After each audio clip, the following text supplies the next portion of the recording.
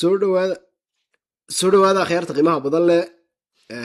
maanta waxaan ku hadlanaa lecturekeeni toddobaad kooraska malnutritionka. maanta waxaan ku hadlanaa lecturekeeni toddobaad oo ah marka admission criteriada for inpatient care, shuruudaha loo eego ilmaha yar in waardka la dhigo ayaynu ka hadlanaa. hore waxaynu ka soo hadalnay shuruudaha loo eego ilmaha yar marka outpatientka. maanta waxaan ku hadlanaa admission criteriada loo eego for inpatient care, in ilmihii yaraa waardka la dhigo shuruudaha loo eego. kow waxaanu eeganaa weight for heightka amba z scoreku haddii uu ka yaryahay less than -3, muwaagiisina uu ka yaryahay 115, weliba uu la socdo with complication, cawaaqib xumo ay la socoto. oo maxaa ka mid a?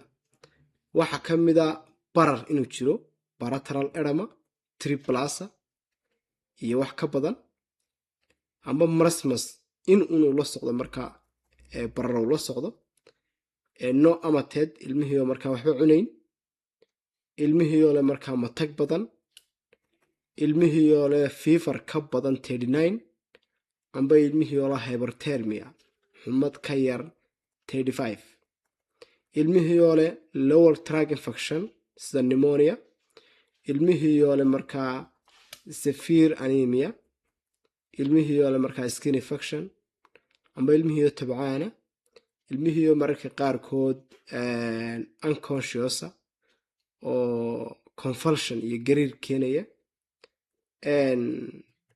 all complicationskaas oo dhan oo shuruudahaynu eegana markaa ilmaha aanu waar ka dhigano.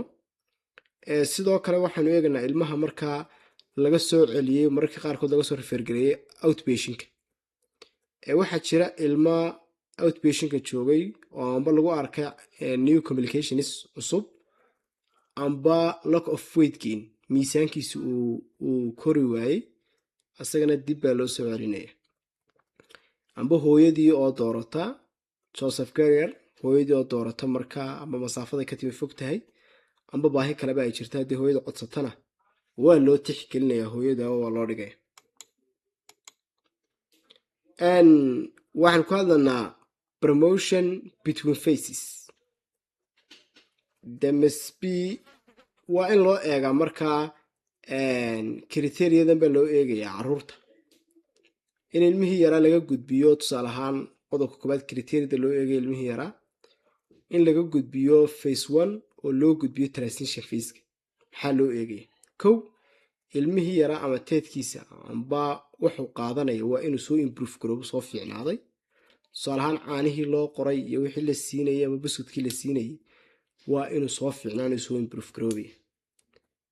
kow waa inay edhamadii amba bararkii waa inuu soo yaraado, soo reduce garoobay 2+ amba wax ka hooseeya uu soo noqdo.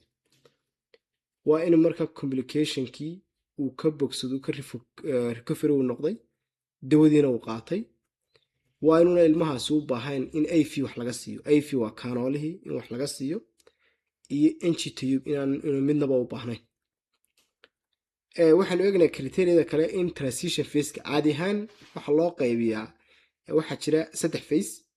waa phase 1 transition phase iyo phase 2. mararka qaarkood phase 2 waa la iska daaya, outpatient ayaa la geeya carruurta. marka la geenaya markaa transition phaseka ee loo gudbinaya phase 2ga amba OTP-ga, maxaa loo eegaya?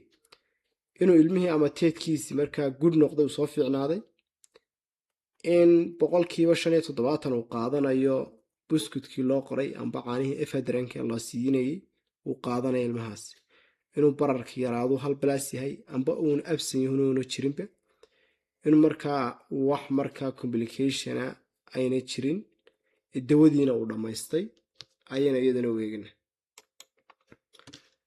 mararka qaarkood waxaa dhacda criteria kale, ilmihii la gudbiyey tusaale ahaan phase 1 ka gudbay amba transition phaseka ka gudbay, in lagu soo celiyo phase 1kii. 2 qodob baa ugu muhiimsan. kow, inuu ilmahaasi ku dhacay fluid retention, in fluid badan la siiyey oo markaa problem xaggaa kaga yimi, amba in lagu arkay new complications, cawaaqibo kaloo cusub in lagu arkay. 2daa jeerba ilmihii waa la soo celinayaa. oo inta badan waxaa dhacdaa weliba xaaladaasi marka lagu jiro transition phaseka iyo during first week phase 2ga. marka ilmihii haddii lagu arko fluid retention badan la siiyo oo barar yeesho waan arki doonaa, amba new communication cusub lagu arko waa la soo celinayaayo waxaa dib dawadii looga soo bilaabaya phase 1ka ayaa dib baa dawadii loogu soo bilaabaya in phase 1ka lagu soo bilaabo dawadii. ilmaha ilmihii in la celiyo oo dib loo celiyo oo phase 1kii dib loogu celiyo maxaa loo eegaya? kow, ilmihii markaa cuntadii qaadan waayey, ilmihii markaa increased edema badan yeeshay oo barar yeeshay, ilmihii oo yeeshay complication ay ka mid yihiin markaa ilmihii markaa consciousa, amba ilmihii oo yeeshay hyperglycemia, amba ilmihii oo yeeshay hyperthermia, ilmihii oo yeeshay markaa hyperthermia xumad badan yeeshay, ilmihii oo yeeshay markaa acute vomiting badan matag badan yeeshay, ilmihii oo dehydration noqday amba septic shock ba lagu arkay. marka qaarkood waxaa dhacday in fluid la siiyo ilmihii yaraa, fluid badan la siiyo, taas waxay ku keeni kartaa markaa in signs of rapid increased liver size. marka dhacday ilmihii yaraa in la siiyo fluid badan, waxa dhacday in beeryaradiisi weynaato. sidoo kale waxaa lagu arkaa abdominal distension, in calooshi ballaarato waa lagu arkaa. sidoo kale weydkiin baa lagu arkaa, miisaankiisii oo ballaadhay baa lagu arkaa. signs of heart failure baa lagu arkaa, in ilmaha yaraa marka ayaa lagu arki karaa. respiratory ratekiisa iyo badan ayaa lagu arki karaa, waayo culays badan baa ilmihii fuulaya, dabeetana culayskaa badan baa markaa keenaya. mararka qaarkood complicationska kale la arki kara waxaa kamid ah tusaale ahaan ilmihii iyo hadduu dhaariya yeesho amba refeeding oo kale, ilmaha cuntada loo bilaabo mararka qaarkood uu iska yeesho shuban. tusaale ilmihii haddii caani laga bedela waxa laga yaabaa inuu shuban iska yeesho, laakiin waxaa loo eegayaa dhaariyadaas inay keenayso markaa weight loss. haddii weight loss keenayso ayadana waa la celinaya. waa inuuna ilmahaas u baahnayn markaa IV iyo NG tube any condition, xaalad kasta hadduu u baahan yahay waa in waardka markaa lagu siiyaa,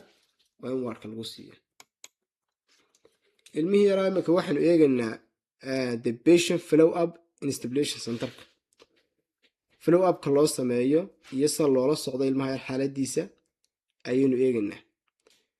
waxaa la sameeyaa phase 1ka amba transition phaseka waxaa la sameeyaa everyday amba subax kasta. waxaa loo sameeyaa in la cabiro weydkiisa, iyadoo chat yar loo sameeyo la qoro weydkiisa, waa la cabiraa subax walba. waxaa la eegayaa bararkiisa, ma 1 plasba ma 2 plasba ma 3 plasba loo qoraya. temperaturekiisa la qorayaa, ilmaha yar temperaturekiisa la qorayaa maalintii 2 jeer. waxaa la qorayaa markaa clinical signska calaamadaha ilmaha yar. waxaa la eegayaa saxaradiisa, istuulkiisa inuu shuban leeyahay, inuu matag leeyahay, vomiting leeyahay, in dehydration uu jiro, in cough uu jiro amba waxyaaba respiratory problem ay jiraan ba la eegayaa. waxaa la record garanayaa ilmaha yar markaa fluid intake qaatay ayaa la record garanaya, iyo wixii uu diidayba waa la record garanaya. mararka qaarkood wiigii 1 mar ayaa mawaaga la cabiraya. haddii inoo yaala markaa waardka muddo ilaa 12 cishana waxaa la cabiraya haydka iyo langadkaba waa la cabiraya. phase 2 oo kale marka ilmaha yar follow upka loo sameynayo lala soconayo, waxaa la cabiraya markaa temperaturekiisii 2 jeer baa maalintii la cabiraya. sidoo kale stoolkii baa la eegayaa inuu dhaariyo uu leeyahay ilmaha yari, inuu vomiting leeyahay, inuu markaa dehydration jiro, cough iyo markaa respiratory kale inuu jiraan. sidoo kale waxaa la qoraya, la record garaynaya markaa fluid intake uu qaatay iyo markaa wixii uu qaatay baa la eegayaa, iyo markaa ilmahaasi wuxuu diiday waa la eegayaa. sidoo kale weydkiisina waa la qorayaa, sidoo kale edema hadduu leeyahay waa la qorayaa. walise weygii oo kale mawaagii baa la cabirayaa. sidoo kale every month kastana waxaa la cabirayaa moodka, waxaa la cabirayaa langadka iyo hadka.